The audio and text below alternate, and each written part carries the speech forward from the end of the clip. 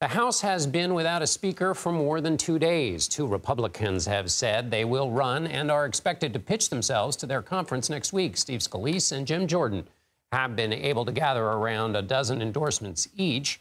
Congressman Matt Gaetz, who started this by bringing a motion to vacate the Speaker's chair, which led to Speaker McCarthy's ouster, has not yet said who he will vote for.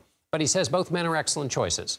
An election for the speakership will likely be Wednesday. CBS News chief Washington correspondent Major Garrett joins me now. Major, is there a criteria for the next speaker? Not to be too glib, John, but you need a friend and you need to be able to count. What do I mean by that? Well, you need to be nominated by a member of the House of Representatives, and you need to get a majority of the conference from which that person has nominated you. You don't need to be a member of the House of Representatives. Now, the House has never been led by a non-member, but there's nothing in the Constitution that prohibits it. So you need a friend to nominate you, and you need to be able to count all the way up to a majority, which in this case would be 218. So speaking of not needing to be a member, Donald Trump promised to join his supporters on the Capitol on January 6th and never made it. Now there's a report that he might be considering visiting the next week. That could be bait or spectacle, in which case I'm letting you down by even asking you about it. But it could also be a sign of just how scattered things have gotten in this search for a new speaker. So with all of that preamble, Major, how do we think about wisdom? How do we think about this with wisdom? Well, it's been a bad week legally for former President Trump. Lots of bad news in a civil case in New York, setbacks at the margins in Atlanta, and some setbacks with the special counsel prosecution. Very bad legal week. Not ultimately bad, but no real encouraging news for the former president. He was clearly frustrated about some of those activities, specifically in New York. So what better thing for the former president to do than change the narrative if he can? And by suggesting he might participate, or even if asked, temporarily sit as House Speaker, he does precisely that.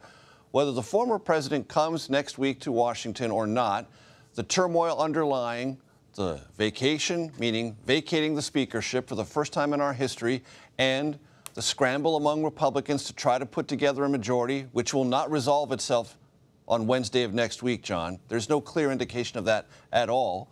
Then the chaos within the House of Representatives, led by the Republican Party, continues.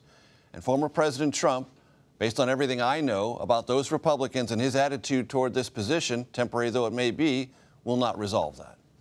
All right, Major, thank you. Before we let you go, let's talk about your new podcast, Agent of Betrayal, The Double Life of Robert Hanssen. It details the extraordinary story of the most damaging spy in FBI history. What are you dropping that's new this week? So the debut episode was last Thursday. Episode 2 is this week. What is episode 2 all about? It's about the unique tradecraft of Robert Hanssen, how he approached the Soviets first in 1979 and continuing through the early 80s. John, you remember as well as I do, that was the apex of the conflict in the Cold War between the United States and the Soviet Union. Then President Ronald Reagan, both rhetorically and with specific orders to the FBI, intensified all efforts to challenge the Soviet Union, both here and in Russia, and detect Soviets, detect spies, work counterintelligence, really emphasize that as a policy goal for the Reagan administration. While that was happening, Robert Hanssen, walking around the corridors at the FBI, told everyone he was an avowed anti-communist, hated the godless communists, would do anything to defeat them. What was he doing actually? Handing them the most sensitive documents possible and the identities of people that were helping the United States, and those pieces of information dismantled U.S. counterintelligence programs and led to the death of at least 3 people. It's an amazing story and amazing work. What though was the first hook that got you on this story? So every story that enthralls starts with someone who looks like one thing but isn't. And that thing that they are that isn't consistent with what they project themselves to be is also deadly and dangerous. In every respect, Robert Hanssen was deadly and dangerous, a traitor to this country, even though he represented himself not only as a solid citizen FBI agent, a pious Catholic who went to Mass every day, John, and who was this virulent, vocal anti-communist. None of that was true. What was true will sicken you. That's a tease. Major Garrett, thank you.